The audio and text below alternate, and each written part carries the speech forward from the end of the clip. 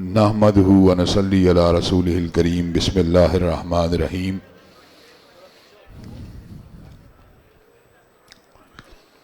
شہر رمضان الذی انزل فیہ القرآن ھدی للناس وبینات من الھدی والفرقان۔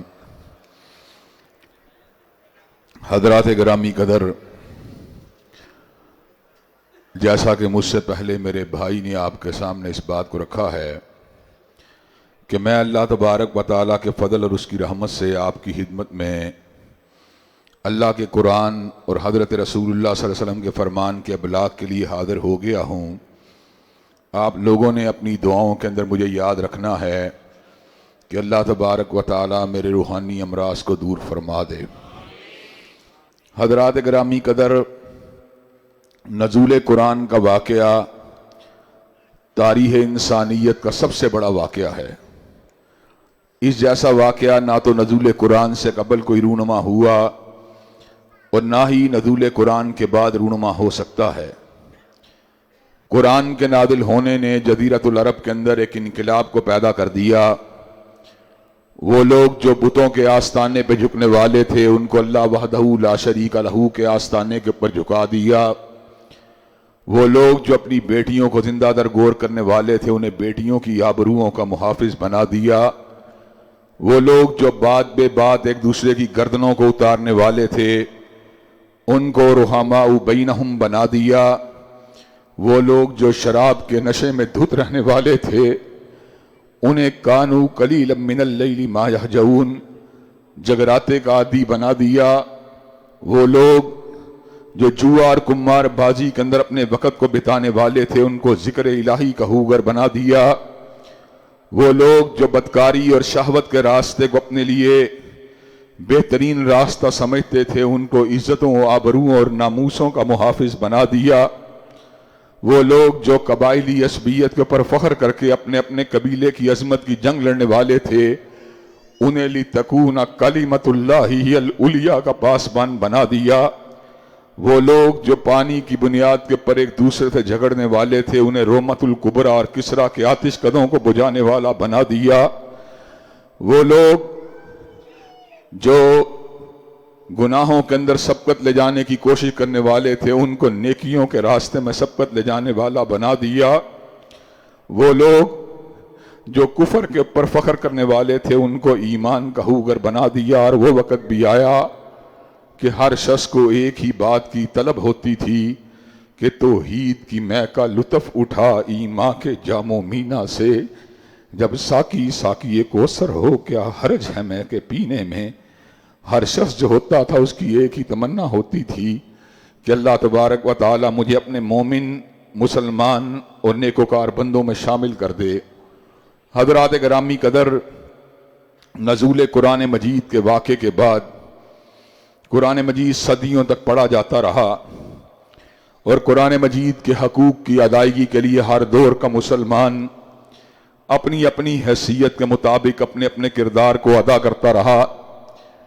حضرات گرامی قدر، جن لوگوں نے صحیح طور کے اوپر قرآن مجید کے حق کو ادا کیا، زمین کا سینہ ان کے اقتدار، ان کی خلافت کو دیکھتا رہا۔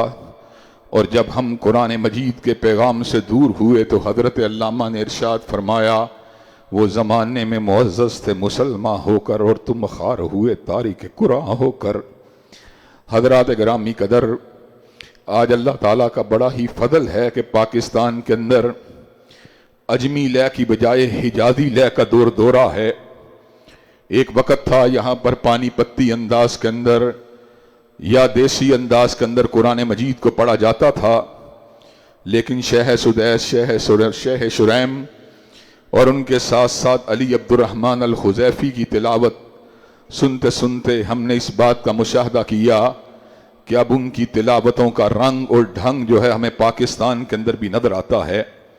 اللہ تعالیٰ کے فضل و کرم سے میاں کاشف صاحب کا یہ مرکز بھی پوری طرح آباد ہے، اور میرے مرکز کے اندر بھی اللہ تبارک و تعالیٰ کے فضل و کرم سے بیٹا سبیل قرآن مجید کے رنگ کو باندھ کر سامعین کے اوپر ایک سحر کو طاری کرتا ہوا نظر آتا ہے۔ میرا بتیجا سہل الہی اللہ تعالیٰ کے فضل و کرم سے ہشام بھائی کے مرکز کے اندر تراویح کو سنا رہا ہے، اور اسی طرح میرا بھانجا اور میرا داماد نافع جو ہے وہ مسجد محمد حسین میں قرآن کو سنا رہا ہے۔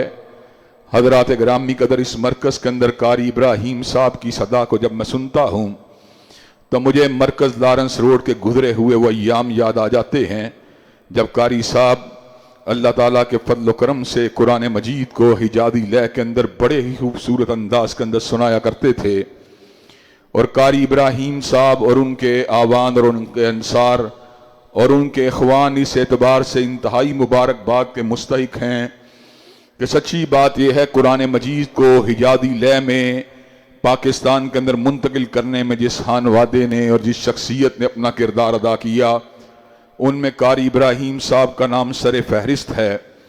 حضرات گرامی قدر، اب اللہ تعالیٰ کے فضل و کرم سے ان نوجوانوں کو دیکھ کر اور ان کے تر و تازہ کلام کو سن کر یوں محسوس ہوتا ہے گویا کہ بندہ مکہ مکرمہ کے بازاروں سے گزر رہا ہو، شرکہ مکہ یا کلاک ٹاور کے پاس سے گزرتے ہوئے جو وجد کی ایک کیفیت اللہ کے کلام کو سن کر انسان کے اذہان و قلوب کے پر طاری ہوتی ہے، آج ان نوجوانوں کی تلاوت کو سن کر وہی کیفیت ہمارے دل و دماغ کے پر ایک مرتبہ پھر طاری ہو جاتی ہے۔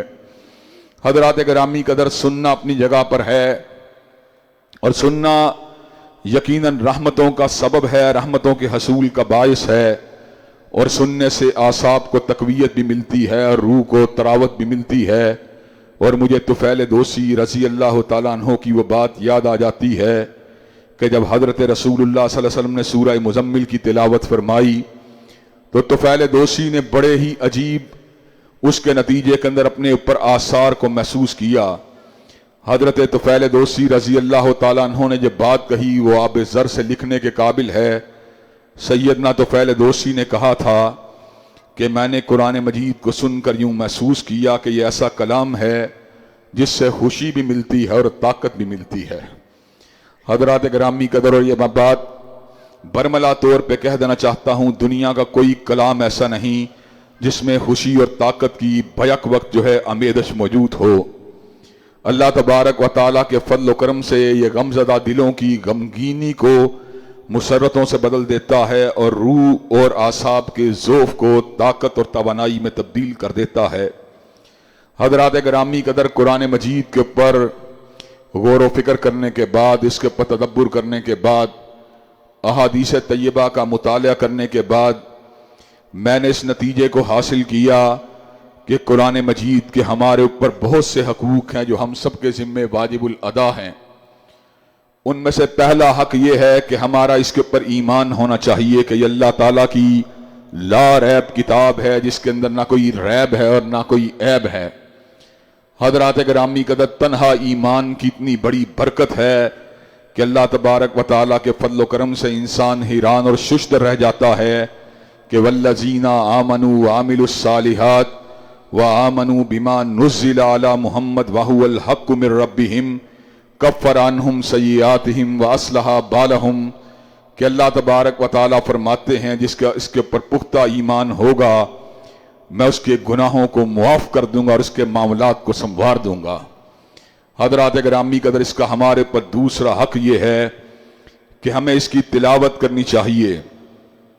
جب انسان کا دل چاہے، وہ غمزدہ ہو، وہ دکھی ہو، بے قرار ہو، بے سہارا اپنے آپ کو محسوس کرے، اور اس کا دل چاہے کہ وہ اللہ تبارک و تعالیٰ سے کلام کرے تو اس کو دعا مانگنی چاہیے یا نفل نماز کا اہتمام کرنا چاہیے، اور جب اس کا جی چاہے کہ اللہ تبارک و تعالیٰ اس کے ساتھ کلام کرے تو اسے کلام حمید کی تلاوت کرنا چاہیے۔ حضرات گرامی قدر، لقد انزلنا الیکم کتابا فیہ ذکرکم، اللہ نے ایسا کلام نازل کیا ہے کہ الحمد کی الف لام سے لے کر الناس کی الف سین تک اس میں ہم سب کا ذکر وافر مقدار کے اندر موجود ہے۔ ہماری صحت کے ایام کا ذکر بھی ہے اور ہماری بیماریوں کے ایام کا ذکر بھی ہے۔ اس کے اندر ہمارے غموں کا ذکر بھی ہے اور ہماری خوشیوں اور مسرتوں کا ذکر بھی ہے۔ اس کے اندر فتنوں کا ذکر بھی ہے اور ہدایت کے آثار کا اور بینات کا ذکر بھی ہے۔ اور حضرات گرامی قدر، جو ایک حرف کو ادا کرتا ہے परवरदिगार आलम उस एक हरफ की अदायगी की बरकत से 10 नेकियां उसके नामा अमाल के अंदर दर्ज फरमा देते हैं। हजरात गिरामी कदर तीसरा हक इसका हमारे ऊपर यह है कि हम जहां पर इसको पढ़ते हैं वहां पर हमें इसके ऊपर अमल भी करना चाहिए। परवरदिगार आलम ने इस अमर का ऐलान फरमा दिया, काबूरा मक्तन इंदल्लाहि अन तकूलू मा ला तफअलून। अल्लाह के नज़दीक ये बहुत बड़े गुनाह वाली बात है कि इंसान की ज़ुबान से ऐसे अल्फाज निकलें जिसका उसके ऊपर अमल ना हो। अल्लाह ने सूरह जुमा में उलमाए यहूद का जिक्र किया कि मसलुल्लज़ीना हुम्मिलुत तौरा सुम्मा लम यहमिलूहा का मसलिल हिमारी यहमिलू अस्फारा, कि तौरात को उठाने वाले उलमाए यहूद जो तौरात पे अमल नहीं करते थे उनकी मिसाल गधे की मानंद है जिसके ऊपर किताबों के बोझ को लाद दिया गया हो। आलिम बामल जो होता है वो हजरात सहाबा किराम और सलफुस सालिहीन के बाद रूए जमीन का सबसे अफजल सबसे आला इंसान होता है। लेकिन जब वही आलिम बेअमल बन जाता है तो सच्ची बात यह है कि वो एक आम से मोमिन की अजमत का मुकाबला भी नहीं कर सकता। हजरात गिरामी कदर जहां पर हमारा इसके ऊपर अमल होना चाहिए वहां पर हमारा इसके ऊपर अबलाग भी होना चाहिए, हमें इसकी तबलीग भी करनी चाहिए। हजरात गिरामी कदर हमें इसकी तबलीग के लिए अपने आप को सुबह शाम वक्फ रखना चाहिए और अल्लाह तबारक व ताला के फضل व करम से उसकी आयात बय्यिनात को आगे पहुंचाने के लिए जुमला वसाइल को इस्तेमाल करना चाहिए। अमल करने वाले लोग तो मिल जाएंगे लेकिन अबलाग करने वाले लोग हमको नजर नहीं आते। हजरात गिरामी कदर अबलाग करना अंबिया अलैहिस्सलाम का शेवा उनका तर्ज अमल है।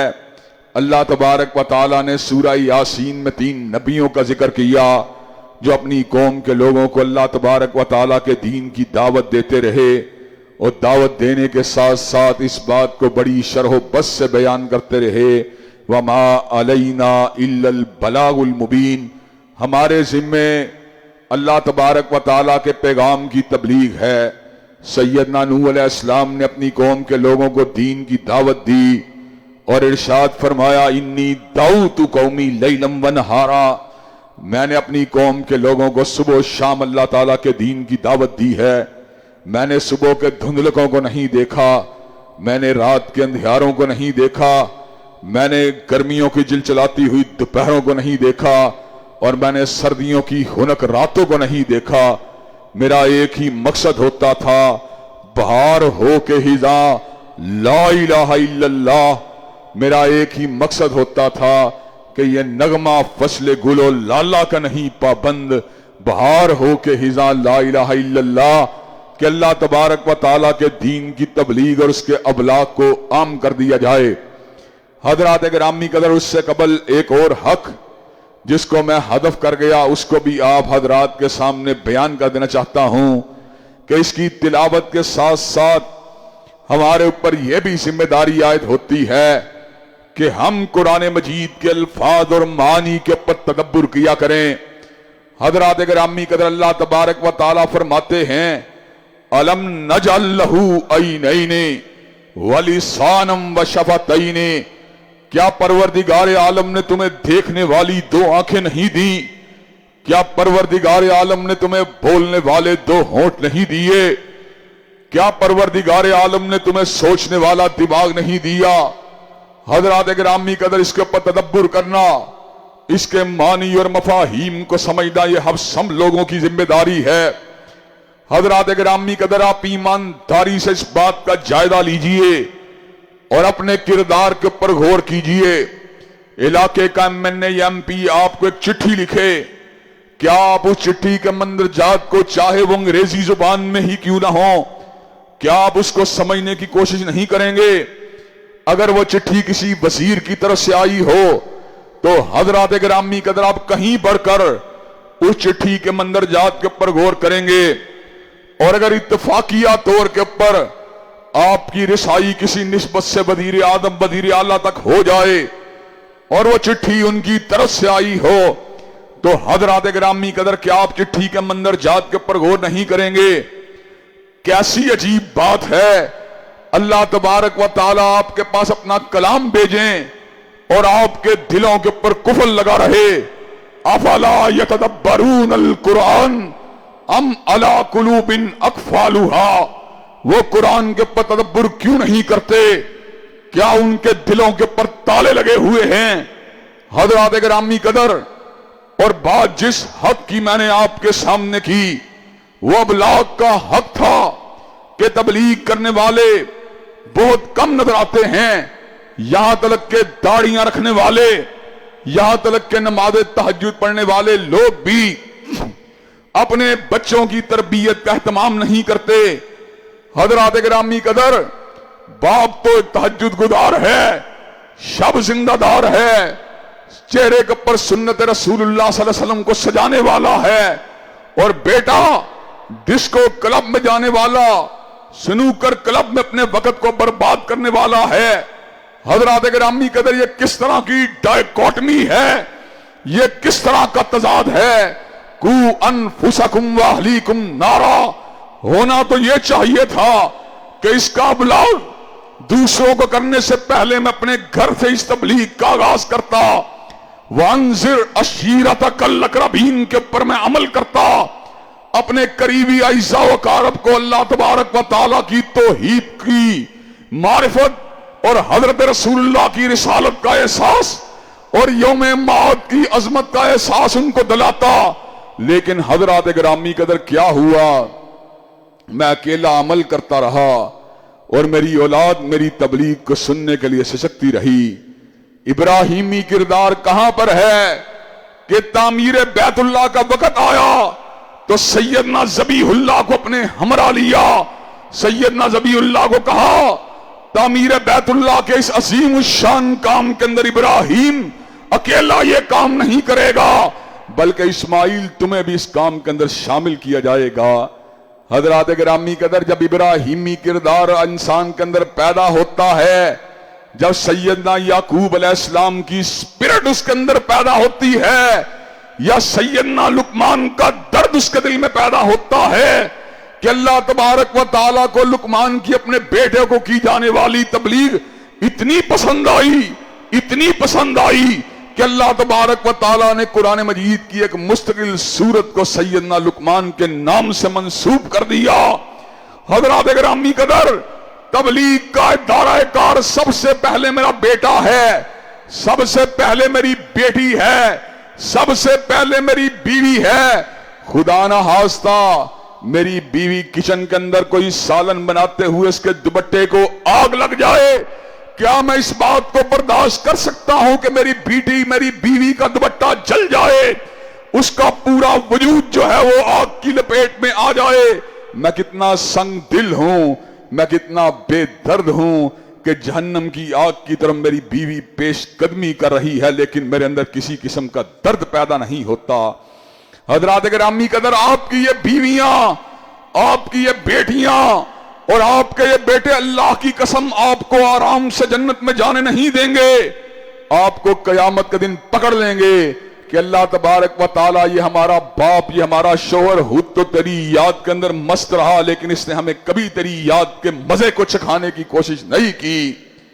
حضرات گرامی قدر، تبلیغ کرنے والے ہر ممبر کے اوپر آپ کو پھر بھی نظر آ جائیں گے، لیکن قرآن مجید کا وہ آخری حق جس کو میں جب بھی بیان کرتا ہوں کئی لوگوں کو میری بات چبھ جاتی ہے، اور کئی لوگ اس بات کو امپریکٹیکل سمجھتے ہوئے، ناقابل عمل سمجھتے ہوئے میری ذات کو تنقید کا نشانہ بھی بناتے ہیں.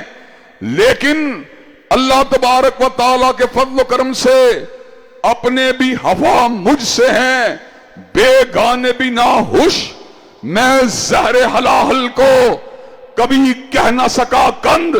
حضرات گرامی قدر، آپ نے بھی قبر میں چلے جانا ہے اور میں نے بھی قبر میں چلے جانا ہے. حضرات گرامی قدر، قبر میں جانے کے بعد جو سوال ہونے ہیں ان سوالوں میں سے ایک سوال میری زبان کے بارے میں بھی ہوگا، میری فکر کے بارے میں بھی ہوگا، میرے دل کی دھڑکنوں کے بارے میں بھی ہوگا، میرے نظریات کے بارے میں بھی ہوگا، میرے افکار کے بارے میں بھی ہوگا. حضرات گرامی قدر، اللہ تبارک و تعالی جو اس سے محبت کرتے ہیں اور جو اس سے پیار کرتے ہیں, جو اس کی پوجا اور بندگی کرتے ہیں, اللہ تبارک و تعالی ان کی محنتوں کو کبھی ضائع نہیں جانے دیتا.